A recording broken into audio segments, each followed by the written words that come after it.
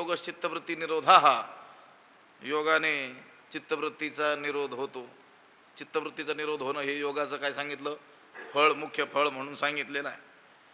पण तो योग सुद्धा चित्ताचा पूर्णतः बाध करू शकत नाही. योगानं त्या समाधीपुरता चित्ताचा लय होऊ शकतो, पण समाधीचं विथान झालं की चित्त पुन्हा व्यवहार करू लागतच. पण त्या चित्ताचं संपूर्ण बाध ज्ञानानंच होऊ शकतो.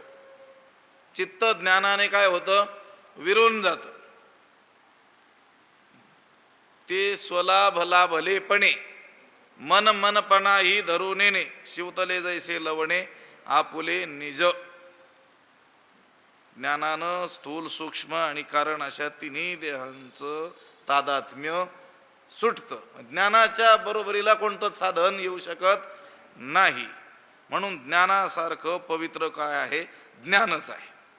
ज्ञानाचे निपाडे पवित्र न दिसे, ज्ञानासारखी पवित्र वस्तू दुसरी दिसत नाही.